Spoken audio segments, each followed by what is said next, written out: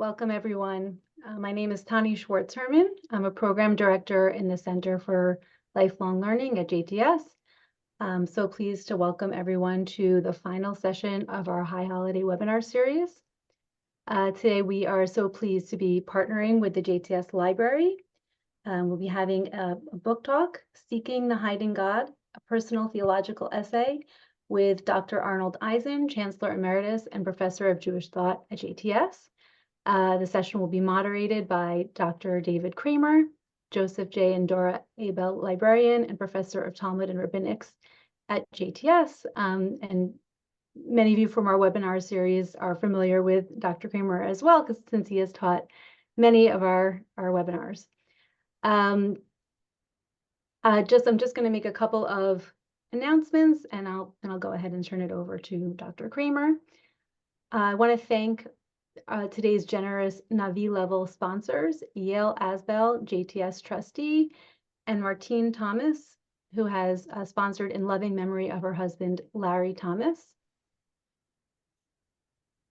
I wanted to let everyone know that on October 29th through 30th, JCS will be hosting Zionism Today, Tomorrow, and Beyond on our campus. For our next webinar series, we will be exploring the issues at stake in this convening. Our first session will take place on November 11th, featuring JTS Chancellor Shuli Rubin Schwartz in conversation with Hadassah National President Carol Ann Schwartz. We will be sharing more information about the series soon. We're also going to be posting information about the convening on our campus in the chat. And I'm going to go ahead and turn it over to Dr. Kraemer. Thank you, Tani. Hello, everybody. Good to see you. I did see Tani there, or Ellie, I don't know which of you is controlling this. The reason we're a couple of minutes late is because there was a little bit of a tech glitch. I noticed that Arnie is on your office computer now. Have you found that in order for him to be able to yeah, I saw him somewhere on one of the screens. In any case, let me go ahead. That was the reason for our slight delay. It's great to be with everybody, and it is really a pleasure to be able to co-sponsor this. We've got an important book here, one that will be of interest to all of you. Our past Chancellor Arnold Eisen in what he calls a personal theological essay, and it is a personal essay indeed. I see you there, Arnie. Let's make sure that you can be unmuted and we can therefore have the conversation. Do you see him, Ellie? The screen is marked AB. You got that? Okay, there we are. Arnie, can you hear me? I hear you. Can you hear me? Excellent, excellent. Okay.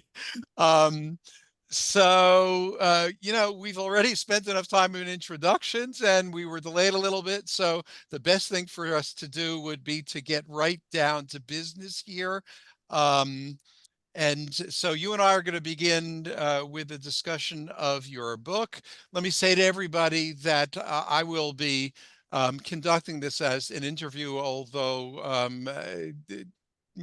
Professor Eisen will have as long as he likes to respond to any question and go off in any direction he likes. If you've got questions, then please put them into the chat and I will keep my eye on the chat and ask those questions either in course or possibly, leaving some of them to the end. We'll see how the conversation proceeds. Okay, so are we all set to go, Tani? Everything technically okay? Yes, everything. Okay, great, great, great. Okay, so I'm going to put mine on speaker view so that way I can see us speaking. And here we go, Arnie. Great to have the opportunity to discuss this book with you. I'm going to begin in the way that these kinds of interviews, I imagine, almost always begin, but I think it's a really good question. Like, what is it that led to your writing of this book? And when I express that question, I ask not only about why did you write it, but why did you write it? Meaning, why this book at this time? Oh, thanks, David. It's great to be here. I think that the way to answer your question is that I had been avoiding this for a very long time. When you are, as I am, a scholar of Jewish thought in the modern period, I have spent pretty much the last 50 years reading and studying and teaching and writing about other people's Jewish theologies. And while I had ventured a little bit into that territory with a book called Taking Hold of the Torah in 1997, and while every time I would read something that Buber or Rosenzweig or Heschel or anybody would write, I would check it with my own sense of what's true and what's meaningful to me, and do I believe this or do I not believe that? But I had never forced myself to sit down in any kind of consistent way and clarify for myself, and therefore for others, what is it that I believe and what is it that I don't believe? And once I stopped being chancellor in 2020 and actually had time, my days were not full to overflowing. I had no more excuses for not focusing on this. And COVID, I had a sabbatical, and it was the year of COVID. So doubly, I had no more excuses for not sitting down and doing the reading and writing and thinking that led to this. And also, I was about to turn 70, and it's a milestone. And you think about time differently. You don't take for granted that you're going to have an unending expanse of time ahead of you. So if I'm not going to do this now, if I'm not going to get clear to myself and for others what it is I think, and the most important others there were my kids who are now in their 30s, I wanted those kids to know what their father thinks about Judaism. In order to do that, I had to figure out for myself what I think. It was time to write the book. And then once I determined that I'm going to do this, the question is, how does the person of our culture, our historical situation, our sensibility, or I should say my sensibility, what is it that would have to be true of this book? And the very first thing that would have to be true of it was going to be personal, because when you read any work of any kind these days, you realize how much the author's own background and upbringing and experiences contribute to their thinking. And looking at Jewish thought, I had always had the sense that Jewish thought is inherently personal, even when the people writing it don't confess to that. But in my particular field of 20th century Jewish thought, we know that Martin Buber's theology was decisively shaped not only by his historical situation, by the fact that his mother abandoned him almost at birth, and he saw her only once again in his entire life, and his father didn't want to raise him, so he's raised by his grandparents. And this is the man who writes I and Thou. And Franz Rosenzweig's great theology is written literally out of the trenches of World War I on the Balkan front, when death and dying are all around him. And the very first line of the Star of Redemption says, all cognition of the all begins with death. And I could go down the list of every single Jewish thinker. Think of Heschel, the decisive experiences that formed Abraham Joshua Heschel, or Rabbi Soloveitchik, or Mordechai Kaplan and others. And so I realized I have to write a personal theology, not Judaism with a capital J, or not truth with a capital T, or this is not what you should believe, but a much more humble enterprise, which I signified by the words personal and the word a rather than the, and the word essay. It's no finality in this book. What I, reflecting upon my life and what I believe at this age of 70, what I've concluded, and I want to share that with you in as accessible and conversational a tone as I possibly can. So I imagine myself sitting around the Passover Seder with friends and family, trying to talk about important things with good food in front of us and 4 glasses of wine at the ready. What is it that we think about the world? How can we talk about these subjects which are inherently impossible to understand? Yeah, you just did something very interesting. You began, and I was thinking you were referencing the greats, who whose theologies David, for some reason, I've lost your sound. Whoa. Oh, Melissa? Yeah. I have no sound.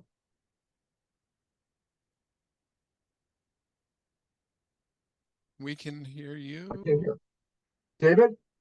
Yeah, can you hear me? Barely. Tani, you can hear me, right? I hear you fine. Yeah. Okay, sorry everybody. Let's see. I'm just regaining sound.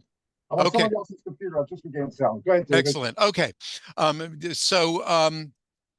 You did something very interesting. You began by speaking about the fact that you have been teaching theology for a long time, significant Jewish thinkers. As I was listening, I was thinking, oh, he's been in a conversation with the greats over the course of time.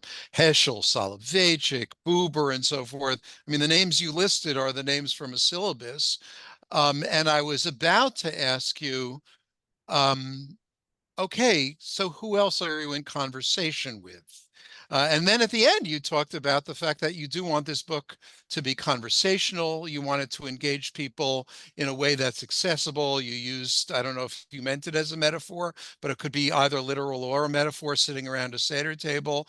And all of that does take a kind of literal shape in your theological essay in what you describe as the prologue, but we could call it prologue, we could call it first chapter, but I think it's fair to say that you begin in a very unusual way by sharing an email exchange, a series of exchanges that you had with friends, with people who you are involved in conversation with. Could you say something about that choice? Because it really is different than most of what one will read in a book like that. Right. An David? important entry. Yeah, go ahead. Yeah, so when you write a book, you've written them, so you're familiar with this, and other people on the Zoom call maybe as well. You have to find a voice. What's the appropriate voice for this essay? How should one speak about God to contemporary Jews, from the heart and from the mind and from the soul of a contemporary Jew, me?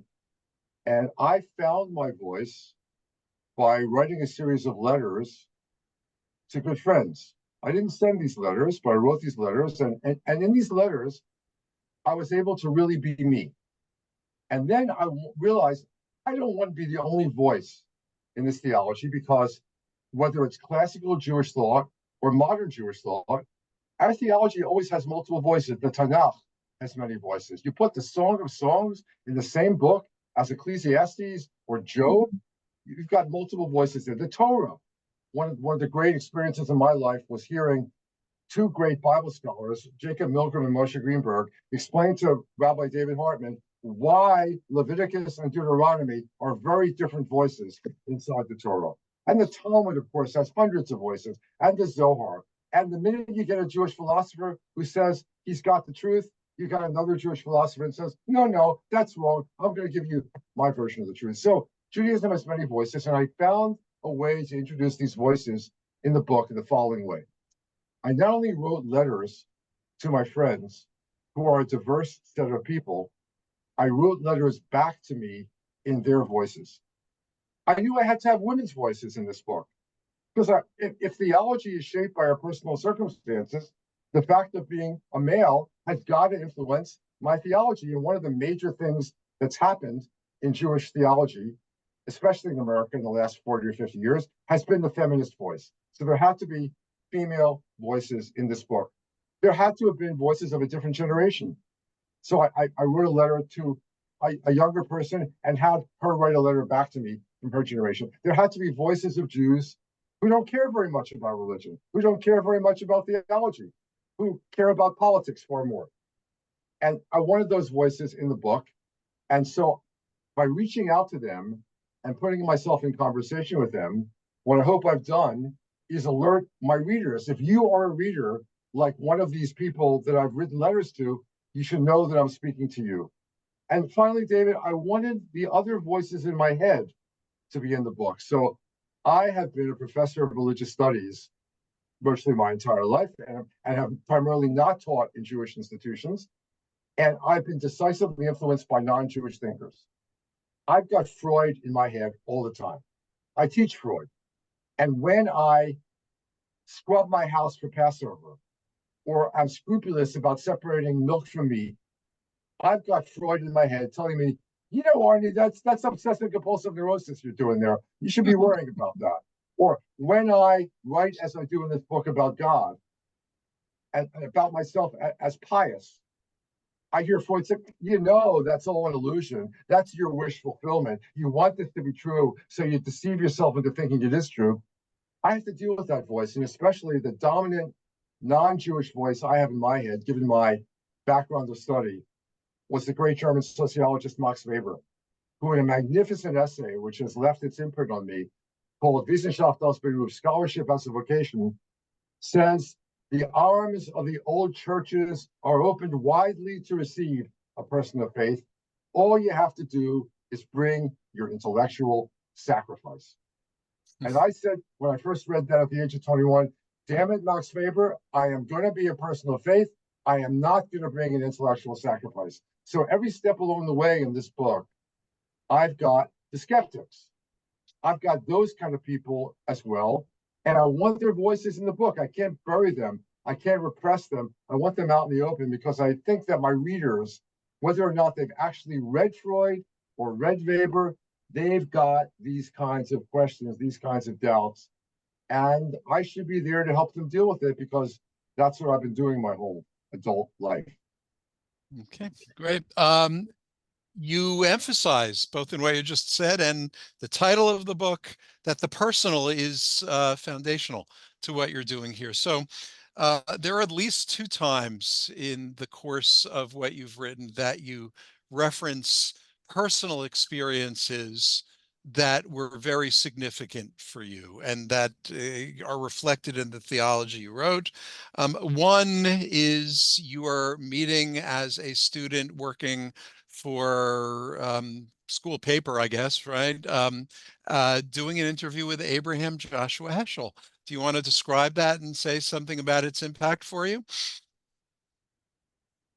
One of my teachers in college, a professor named Philip Reef, who actually taught me Weber, had a phrase called presiding presence.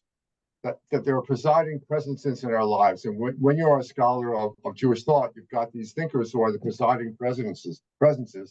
And it's clear to say that in this book, Abraham Joshua Heschel is the presiding presence just because he's the Jewish thinker who's had more impact on me than any other. And that's partly because, or largely because, when I was 20 years old, I got to meet him and put really personal questions to him. What I really wanted to know is where he got the chutzpah, the right, to tell Jews and others, as he does in the very first line of God in Search of Man, that religion has become irrelevant, oppressive, insipid, and dull. But more importantly, to a 20-year-old student in 1971, where did he get the right to say the war in Vietnam was evil? Not just on balance mistaken, but evil. He called it the most important religious issue of our time. And I desperately needed Heschel to do 2 things when I interviewed him for the Daily Pennsylvanian in the fall of 1971. I needed him to prove to me that Judaism was worth my life. That sounds really silly, doesn't it? But I was 20 years old. I was questioning. I'd been raised in a pretty traditional conservative Jewish household. I knew I was Jewish. I was proud to be Jewish, but am I going to make this my life? And am I going to be a Jewish studies scholar? Am I going to be a practicing, believing Jew? And I needed someone to make the case by example that this was worth a life. And the second thing I needed Heschel to prove to me was that ideas, especially religious ideas, could make a difference in the world, because the war in Vietnam was going on and on. It was getting worse and worse. Heschel had been campaigning against it for years. And what good was it doing? And I somehow needed him to prove to me, whatever proof meant in that situation, that ideas could matter, that books could matter, that this kind of life could be a good life. And the combination of what he said and the way he said it and the way he looked me straight in the eye for an hour and 45 minutes and just was the person he was, I left that office with no doubt about either of those things. And so I have read Heschel with this kind of criticism, yes, but also devotion to carrying on the project that I saw him exemplifying. So very much Heschel has been a major impact on my life and certainly on the book. And one of the most important things that Heschel ever said, which I think was not a throwaway, in Man is Not Alone, he wrote in 1951, he says, you know, there's all these intellectual doubts you're going to have about faith, and you're going to have to work really hard to sustain it. And here's Heschel. Almost his entire family is wiped out by the Nazis. and he remains a person of faith, not by repressing knowledge of what happened to them. At a certain point, Heschel just says, you come to a point where you know there's God in the world. The problem, he says, is how do you tell it to your mind? How do you tell it to your mind? And for a person like me who tends to think a lot and probably overthink everything, the problem of telling it to my mind was uppermost, and having Heschel's voice in my head saying to me, the problem is how do you tell it to your mind? That has been a major, major source for this book. Hey, well, there was another, also when you were quite young, another experience you had that you describe in the book that also had major, major impact, at least as you describe it. It was what I think we could fairly describe as your no moment, which took place in the German colony Rachel Imenu many, many years ago. And you describe coming upon a realization where all you could do was scream out in horror, if I understand you correctly, no. Yeah, I wanted to, again, theology is personal. I didn't write a memoir, but I felt that in order to be honest with my readers, I have to explain some of the experiences which underlie the theology that I come to. So the fact, we haven't talked about the title yet, David, but I know we're going to get to it. I'm seeking a hiding God. I'm seeking a God who's not there all the time when you want God there, who's sometimes there when you don't want God there, who you catch glimpses of, et cetera, et cetera. And one of the reasons for this problem is history. Right? We're living in a post-Holocaust world. We're living in a world of suffering and tragedy. And I had a Yom Kippur discovery, let's say, when I found myself in Jerusalem in 1975 and 1976 to do my PhD at Hebrew University. These are my first Yom Kippurs in Jerusalem, let's say. And Yom Kippur in 1975 or 1976 was very much not just a day when Yizkor had said, it was a day when many thousands of people had a yard site to say because they had lost loved ones in the Yom Kippur War in 1973. We are going to have this experience again on Shmini Atzeret this year, when many Jews have lost loved ones on Shmini Atzeret, Simchat Torah. So in that environment that I've just described, I'm walking along a street that many of you are going to be familiar with if you happen to stay in Jerusalem a lot as I do. It's the neighborhood in Jerusalem where a lot of our friends live. And I'm walking on Rachel Imenu Street, which is a street I knew well. And Emek Raphaim is to my back, and Koshe Kadamon is to the front. I'm saying this because I know there are people on the call who can now visualize this. There's a bus stop a little bit ahead on my left, and all of a sudden, it's not quite a voice, but all of a sudden there's a realization, Arnie, one day you're going to die. Now, that sounds maybe ridiculous because I've not only been a person who was, at that point, 24 years old, but I've been studying religious studies my whole adult life, and I've read countless books dealing with the problem of mortality. And yet, honestly speaking, I didn't know with the same degree of certainty and finality until that moment that I was going to die, perhaps because I was surrounded by a culture that at that moment was very immersed in Yom Kippur's insistence that we face up to our own mortality. And so, as David said, I screamed out, no, top of my lungs, and then looked around to see if anybody had seen me. And thank goodness, all the shutters were drawn on all the houses around. And I say there, you can read the longer statement of this in the book, that the study of religion changed for me, life changed for me, in particular, Yom Kippur changed for me. You know, I think part of what we go through on these 10 days that are about to be upon us is the rabbis don't want us to forget that we're mortal. Like, if you're the kind of person that represses this knowledge and doesn't like to think about it, the rabbis are going to hit you on the head with it. For a lot of services and a lot of words and a lot of music is going to be devoted to this theme. I don't particularly need this reminder for the reasons I've just described, but it's there. And so one of the things I thought I had to talk about in the Yom Kippur chapter is dealing with death and dealing with God in relation to death. And one of the things I confess in this chapter is I have a big problem with the notion that God basically is in charge of the angel of death. that look at the whole theme of the holidays. God is writing in the book of life or not. So God is deciding who gets another year and who doesn't. To me, that kind of gets in the way of relationship to God. And I know why it's there in the liturgy, and I appreciate the positive meaning it has and the comfort it offers lots of people. But to me, that's very troubling. And so I wrote one of the 3 chapters of the book takes us through the High Holiday liturgy to enable me to deal with these themes of forgiveness and atonement and death and God as the source of life and God as sending the angel of death. And I think that if you ever wrestled with that issue, you might find my personal wrestling with it to be useful. Okay, you said that you were sure I was going to ask you about the title of the book. Indeed, I was. But I just want to place it a little bit of context before turning it back to you. You also just mentioned the notion of God of history, and I want to pursue that a little bit more, particularly given where we find ourselves.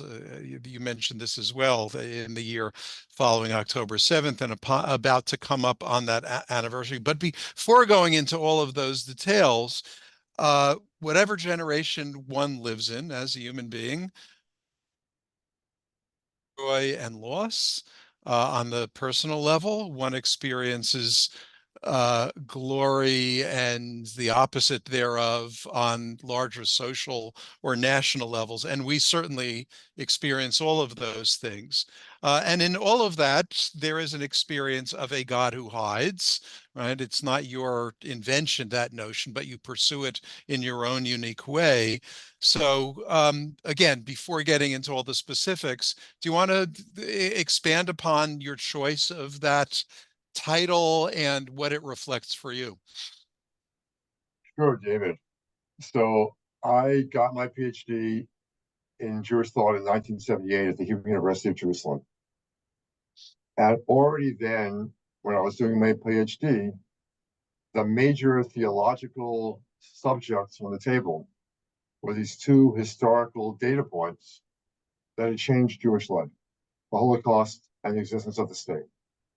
And as we went into the 80s and the 90s and the first decade of the 20th century, in the United States, Jewish theology was dominated to an almost unbelievable extent by the subject of Holocaust. And when you go to a Passover Seder, you're dealing with the question, if you face up to what the Haggadah has to talk about, of the role that God plays in history and whether we can count on God to bring redemption.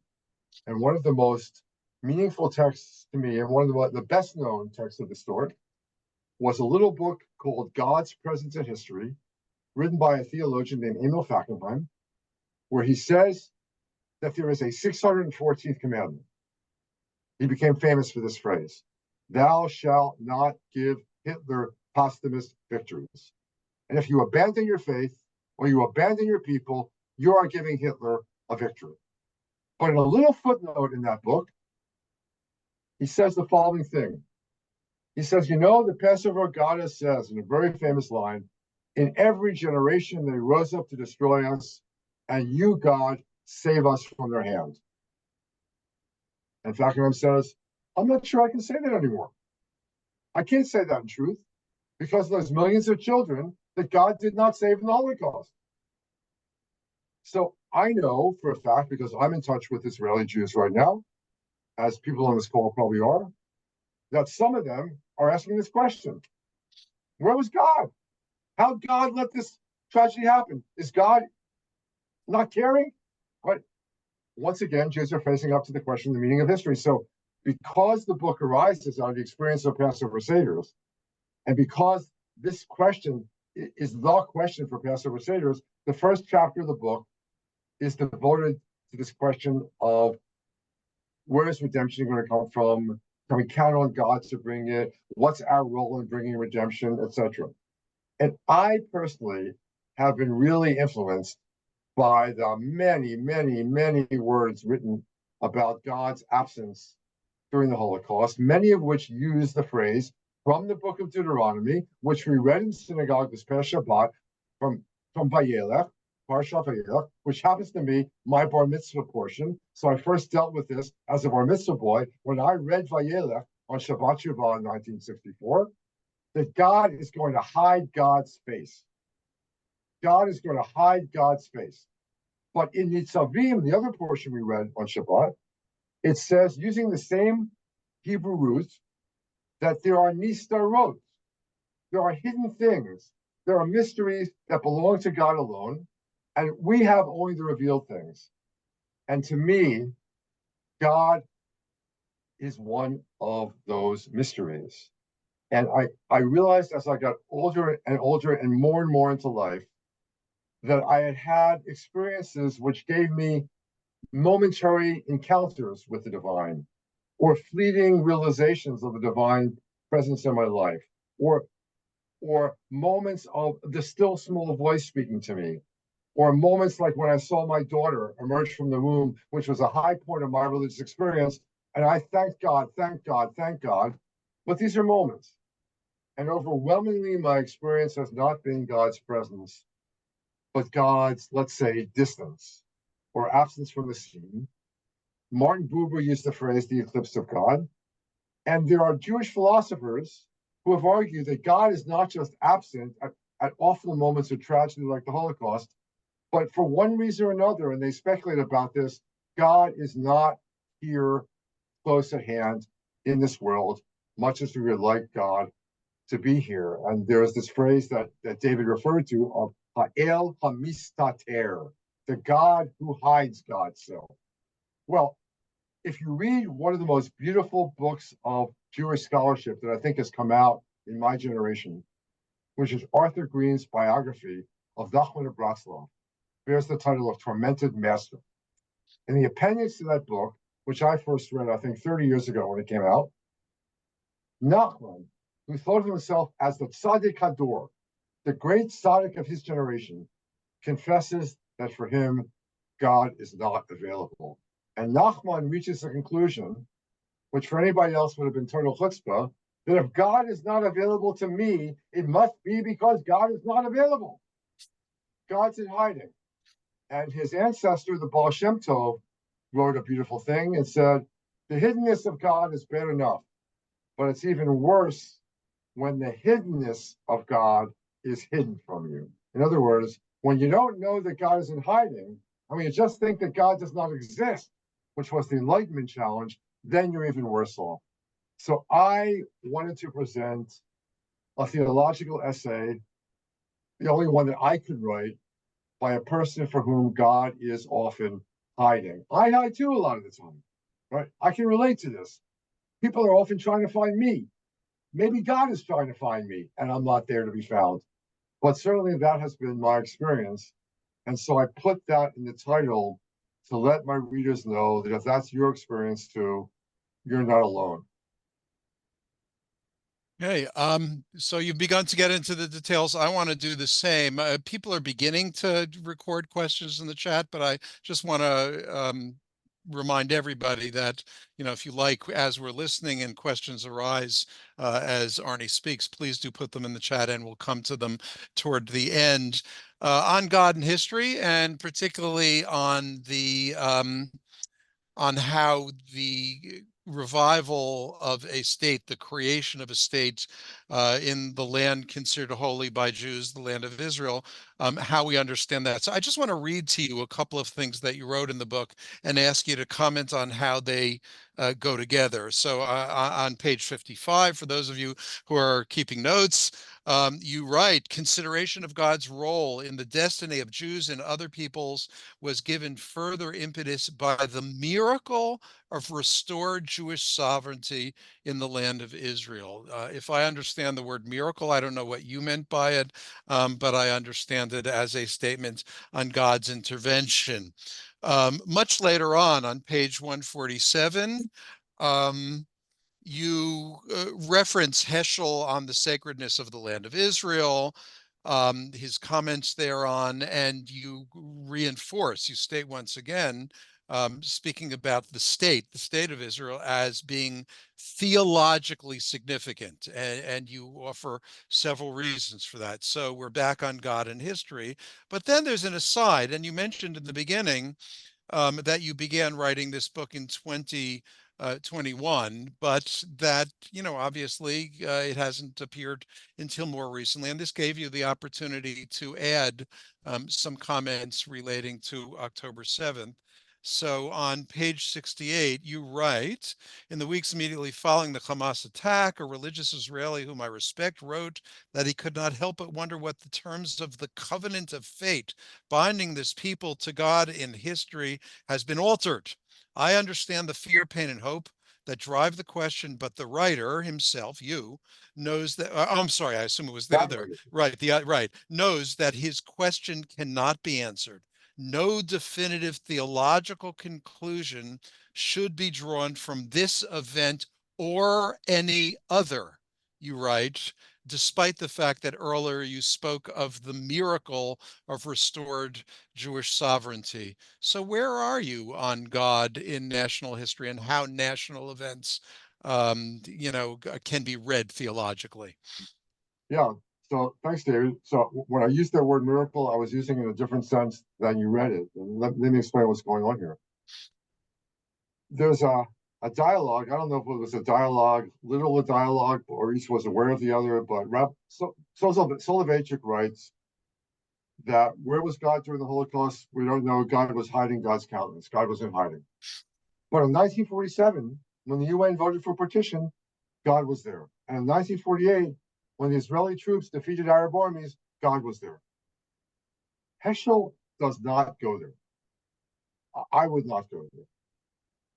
Heschel says that God's will does not dominate the affairs of men. It's rare that Heschel says anything that clearly, that without any caveats. God's will does not dominate the affairs of men. God's actions do not penetrate history. God's not doing this. You understand, Heschel lost almost his entire family in the Holocaust. He refuses to believe that God did it or sanctioned it or acquiesced in it. No, where was God during the Holocaust? We don't know, but God was crying for Heschel, right? I give another example in the book about Martin Luther King. When his house is bombed and he is saved because his family is in a different part of the house, he doesn't think that God sent the bomber or acquiesced in the bombing or God spirited them to the front of the house. No, he thinks that God gives him the courage to carry on with leadership of the civil rights movement, despite the fact that his house has been bombed. Heschel is a very, very similar theology, and that's one of the things that why I teach a course on Heschel and King, because it's amazing that a Black Baptist and a Jew from a Hasidic family in Poland can be so close in certain ways. So for me, I can't talk about what's happening from God's side. Heschel has a great line where he said, we're not God's accountants. We don't know the inner workings. We can't take attendance. God's here, God's not here. We don't do that. So I go on in that chapter about Passover to talk about Martin Buber's interpretation of miracle, and it's not a supernatural intervention in nature or history from outside. When I speak about the miracle, I'm talking about our experience of this as a miraculous event. Like, I can't go beyond the personal experience. So like much modern theology, this is not a theology from God's point of view. All I can talk about is where we are, where I am, where I'm sitting. So tell you one more thing personally. I had some deaths in my family, and the teenager who lived next door to me, was 2 years older than me, was shot to death one day. He was a friend of mine. That happened. Both these things happened before I was, a student of religion, before I started studying Judaism. God's inaction during the Holocaust, let's call it, did not surprise me. So I don't think that we can mount a theology of history that explains theological events. I am not the Book of Lamentations. Some of the conclusions the Book of Lamentations draws are horrendous to me. The verbs that it applies to God, that God is smashing people and God is killing them and spiting them and women are being raped and God is doing all this, that is absolutely horrendous to me, and I won't go there. We should be clear about this and honest about this. So why do Jews go there? I think because they had no other faith. Like, you're going to depend on Rome to save us? You're going to depend on our little army to defeat Rome or Babylon or Assyria? No, we better count on the King of Kings, because the kings and the King of Kings are against us. And in today's world, I find a lot of Jews reaching the same conclusion. How can this little place, this little people, save itself? We better turn to God. And I hope that God is going to save us, but right now, that's not my experience. And so we're falling back on what we do. It's in our hands. As you might say in the words of the liturgy, Aleinu. It's on us. It's our responsibility. Nice. Well, related very much to what you just said, there is a complicated question in the chat that I'll just read to you, but I think it echoes some of what you just said, and it may extend it a little bit. Is the God who hides also the God who is angry at his people? Or does he hide because he is angry at his people? Does he hide because he is not at all mighty? And I'm saying that I can't enter into God's psyche. So what we find, the Torah for me is not a divinely written document, right? It's a human document inspired by encounters with the divine.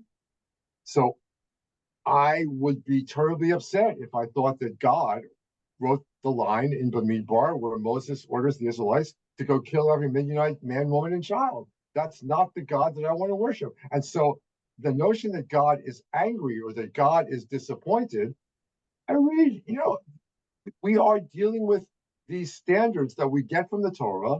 The Torah is a book of truth for us in that it calls us to a certain kind of life of justice and compassion. We believe, to me, this is the fundamental concept of Judaism, of covenant, that God, for reasons unknown, or the divine, needs partners. We are God's partners in perfecting the creation. And we screw up a lot of the time, being the people that we are. We mess up. We fall short. And so we imagine that God must be pretty disappointed in us. God must be angry, with anger as an expression of disappointment. But a human being wrote the book of Lamentations. God did not author it, and God did not dictate it to Jeremiah to be written. I can't believe those things. I can't testify to that kind of belief. I can only witness to the kind of belief that I have that sustains my life. And this is a life where I have known human beings motivated by this tradition to do good and motivated by other traditions to do good. I have, thank God, have love in my life. And I believe, in a complicated way I try to explain in the book, that when we love, we are partnering with God in our love. And so to me, God is not the angry, vengeful God. God is very much a God associated with love. But God, if God knows human beings as we are, God cannot help be disappointed. And if you are angry at the world right now, for what is going on in the world, you can imagine what a creator of the world must be feeling right now. I tell one more experience, David, in the book, if you just allow me a brief one, that when I became a parent, I couldn't bear to hear my young child cry in the middle of the night when she was sick. My firstborn is a girl, Shuli. I would go crazy. I couldn't sleep if she was crying from a bad cold or something like that, or something worse. I couldn't sleep. And then I started not being able to bear the suffering of other people's kids. Like, walk down the street once, I'll never forget it, in Palo Alto, I saw a mother beating her kid. I couldn't stand it. I wanted to intervene and stop it, but I knew they would arrest me. But so then you're led into Heschel's territory, where Heschel says, imagine how God must feel when God sees God's children beating up on others of God's children. God can't stand it. And God screams out. And Heschel says the way we hear God screaming is through the prophets. Very beautiful reference. Beautiful. Well, but let's go on. So, I mean, we don't have a lot of time left. And again, if people have questions, please add them to the chat. But Thank God you are very, very direct in one specific question, right? If someone were to ask you, what is the number one religious issue of our time? Your answer is? Climate change. Go right Because, ahead, please. well, so the background is that Heschel said to me, where are you from? I said, Philadelphia. He said the number one religious issue of our time is not the number of kosher butchers in Philadelphia. The number one religious issue of our time is the war in Vietnam. So what is most in danger of destroying humanity and the planet right now? Right. I mean, there's only one answer to that question. As bad as poverty and refugees and wars are, these are not what's new. And but a lot of what's driving, in my speculative opinion, the uncertainty, the anxiety, the deep terror, and the poverty and the homelessness and the refugees that are happening right now is climate change, and we know it's only going to get dramatically worse in the next few years. So I feel called upon as a Jew who wants to serve God, which I think is the name of the game here. So we gotta do something about this. We gotta raise our voices first of all, and change human behavior. This is the number one religious issue of our time. Could you, what would you recommend? I'm No, but if you've said it's the most important thing, then, let's take Abraham Joshua Heschel. He stood up and walked in the front line, as you mentioned, and many people know, with Martin Luther King. So what's the equivalent of doing that? I don't understand that. I think my only explanation for why we in our billions and tens of millions are not on the streets is that we have other issues preoccupying us, like the upcoming election, and like issues more close at hand, like reproductive rights, et cetera, et cetera. And this other thing is unimaginable. And there's got to be a certain amount of repression happening. That the catastrophe that likely awaits us is unimaginable, and we can't bring ourselves to imagine it. But all the evidence points to the fact that it's going to be terrible. So at the very least, we should be doing what tens of thousands of people did for the war against the war in Vietnam, which is we should be out in the streets. But if you look at the number one issue for most Americans as this election approaches, climate change is not in the top one. It's not in the top three. I think it's way down on the list.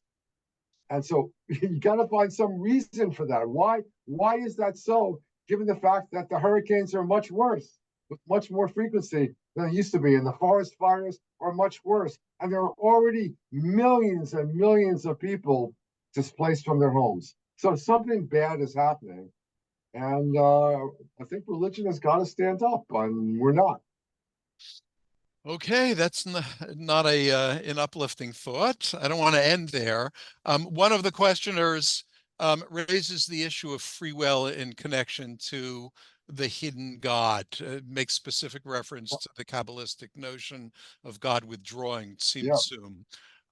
We haven't discussed free will. I think it's been implied in many of the things you've said. But let's state it out loud. And this connects to what you were just commenting on as well, which is that we've got to take responsibility. Well, if we have to take responsibility, if we can't sit around and wait for prophecy, because if we do that, we're just going to be involved in our own destruction, then where is our free will? Where is our power? And what does that compel us to do? So the rabbis who were very wise in this point, the rabbis of the period that David Kraemer studies, knew that there's free will and then there's not free will. But there has to be a measure of free will, otherwise the whole effort of Judaism is a waste of time. Why have a tradition which wants to get us to practice justice and compassion more than we are generally doing? Why have a tradition which calls upon us to make tshuva every year if there's no free will? Give up the game. And therefore, Maimonides, in his Laws of Repentance, does a whole long thing about the verse that we read in Parshat Nitzavim, this past Shabbat. I've set before you good and evil, blessing and curse, life and death. Choose life. Maimonides says you can choose. He knows full well that there are a lot of choices we can't make. A lot of life is determined for us. It's the cards are dealt. The world is as it is. But within that, you have to believe there's a significant measure of choice. So as the rabbi said, everything by God is foreseen by God, but harshut netuna. You have the freedom to choose, right? You can be moral more than you have been. Tshuva is possible. And for me, as I read, especially the Yom Kippur liturgy, but you'll also find this in Rosh Hashanah, when I read this theologically, I find myself seeing a dialogue on the page between those who are saying everything's in God's hands. We are like clay in the hands of the potter. God's going to decide who's going to live and who's going to die, who by fire and who's by sword. But there's another theme on Rosh Hashanah and Yom Kippur, which is we have to take responsibility. We've got to go out there and do better. We've got to be the people mavirin et ruach hazera, who avert the evil decree or mitigate the evil of the decree. We got to go out there and do some good. And unless we have creativity and intelligence and initiative and free will, we can't do any good for anybody. So there has to be free will. And these humblings of ourselves have got to be joined to a strengthening of ourselves. You know, like that saying that you carry around two little voices in you. One says you are but dust and ashes, and the other says you are a little lower than the angels, right? We've got to know both of these things in order to get out there and act. You in part just did what I was about to leave you the opportunity to do as we bring our conversation to a close, but I'll say it out loud anyhow. We are about to commence the high holidays as such. We've been in the season, but Rosh Hashanah is later this week, and then we move to Yom Kippur. So either from within the book or what you've just expounded, as yourself, both personal and theologian, just to offer you the opportunity, what would you want to convey to Jews living in 2024, the fall, as we think about this high holidays and how we should be thinking about it? So I always, as a scholar of a lot of Jewish thought, value the people who put their points up clearly and up front. So you don't have to ask yourself 10 times, what does this guy want? So I wrote a paragraph on page 41, which begins, I am writing this book to urge you, right? So I'm going to tell you in this paragraph now what I want you to come away with. And I hope, needless to say, that you'll get the book and you'll seek the hiding God along with me. And you'll do what I say in this paragraph. I'm writing this book in part to urge you, myself, and my readers not to abandon our attempts at relation with the Lord of the universe, because accurate knowledge of the Creator is far beyond reach.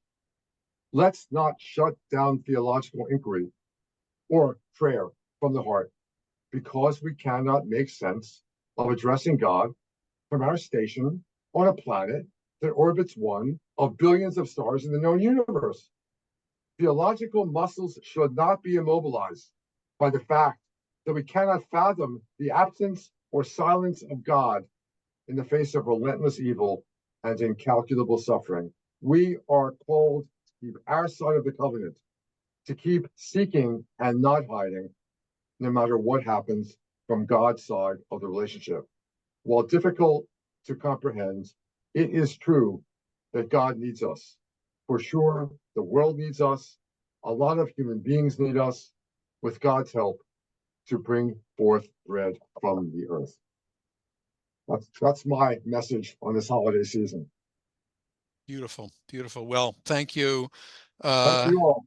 Yeah, I mean, it occurs to me that to be able to have the privilege, and it really is a privilege, to spend 1 hour discussing these things in this way just a few days before Rosh Hashanah is incomparable. So I'm grateful to you, Arnie. I'm sure I speak for all of us in indicating that. And for those who have some time to read the book, I encourage you to do so, because you will hear many of the things we just discussed expanded, and many things that we didn't have the time to discuss expanded still further. You will enjoy it from beginning to end. So Shana Tova to everybody, and we've got final announcement from you, Tani. Thank you. Thank you, Dr. Kraemer and Dr. Eisen.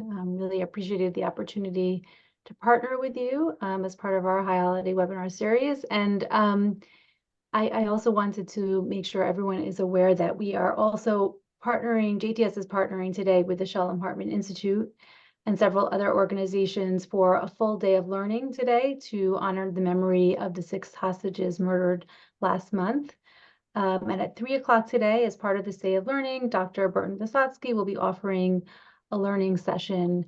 And we're going to be posting information in the chat in case if you haven't registered already, and how you can find out more and register. So thank you. And Shana Tova. Shana Tova to Bye. everybody. Bye-bye. Bye.